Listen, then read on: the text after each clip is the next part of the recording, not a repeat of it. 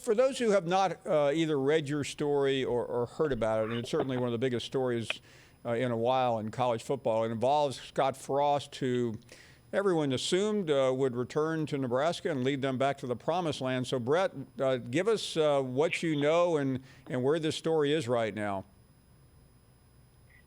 Well, I had multiple sources tell me that Nebraska was being investigated by the NCAA for improper use of consultants and analysts dating back an entire year. Scott Frost was aware of this. He was either on the sideline or on the field during these occurrences. Analysts and consultants cannot instruct individual players. They're not allowed to, only the 10 full-time coaches. And then also, I was also told that during the pandemic last year that Nebraska actually moved its strength training off campus to an undisclosed location. It was under the direction of the school's strength and conditioning staff, which was not allowed then. And they moved it off campus, Paul, because they were trying to avoid detection by school officials. So that happened. And then you add to that Jonathan Rutledge, his former special teams coach, who was an analyst, was fired in January for what the local media reported was poor special teams play. And then just a couple weeks ago, Jared Lambrick, who has been Scott Frost's chief of staff the last 5 years at UCF in Nebraska, who Frost even called, he's one of my best friends in the world, steps down to supposedly pursue business interests.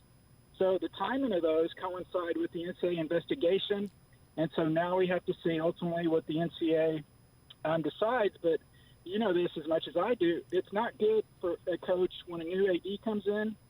It's also not good when a new AD comes in if you're being investigated by the NCAA. And also, by the way, I was able to confirm that he was a big proponent of canceling the OU game, which is probably the last time I talked to you, back in March. And so you've got all those things going on. Oh, by the way, he's the first Nebraska coach in the last 60 years with 3 consecutive losing seasons. Yeah, and this surprises a lot of people because he came in there off a brilliant run at UCF, and everybody wanted a piece of him. His last season in 17, he was undefeated, 13-0, and since Nebraska's gone 4-8, 5-7, and 3-5, and they just look terrible. So, aside from what you have broken here and the ensuing mess with the NCAA, I mean, what was his status anyway? Paul, I don't think it was very good, and I'm as surprised as anybody. When he went from UCF to Nebraska, I thought that was a tremendous hire by Nebraska. I thought he would succeed there. He just haven't. He's 12-20 in 3 years at Nebraska.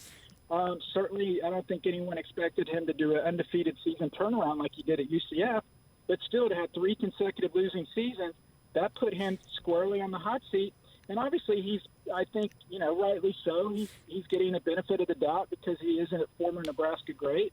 I have no issue with that. But, now it's one thing if you're not winning on the field and you're a famous alum. It's another thing if you're not winning on the field, you're a famous alum, and the NCAA snooping around. Thank you for watching ESPN on YouTube. For live streaming sports and premium content, subscribe to ESPN+.